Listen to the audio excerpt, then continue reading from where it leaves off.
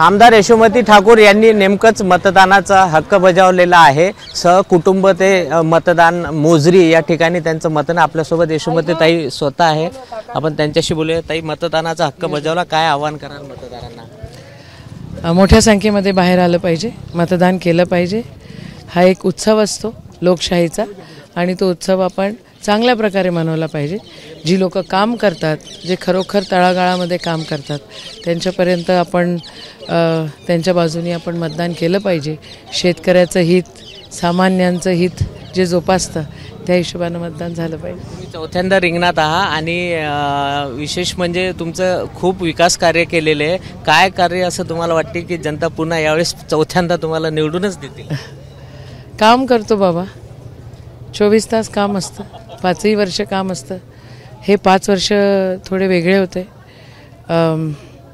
Covid होतं, एक मोठ्या संकटाला आपण सामोरे जात होतो आणि तेही चॅलेंज आम्ही स्वीकारलं, लोकांपर्यंत पोचत राहिलो। छोटे छोटे कामं असतात लोकांची, काही खूप मोठी कामं नसतात।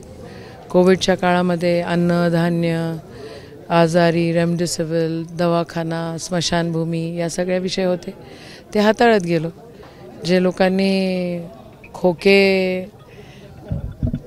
खोक्यांचा उपयोग केला ते लोक गायब होते आणि नंतर असंवैधानिकरित्या 10 शेड्यूलचा अपमान करत त्यांनी सरकार पाडलं।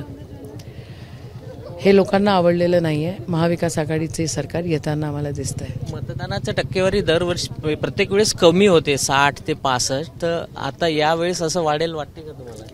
असं वाटतं तर खरी, मोठ्या प्रमाणात कॅनव्हसिंग झालेलं आहे। आम्ही पण आवाहन केलेलं आहे, वाढलं पाहिजे।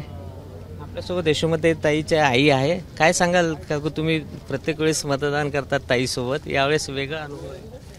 यावेळेस तिने खूप मेहनत केली आणि वर्षभरात तिने खूप कामं केले, त्याच्यामुळे मला असं वाटतं की ते चांगल्या मताने येईल। यशोमती ताईची आई, त्यांना विश्वास आहे की यशोमती ताई यांचा विजय होईल। कॅमेरामॅन अमोल देशमुखचा प्रणय निर्माण, एबीपी माझा, अमरावती। एबीपी माझा, उघडा डोळे बघा नीट।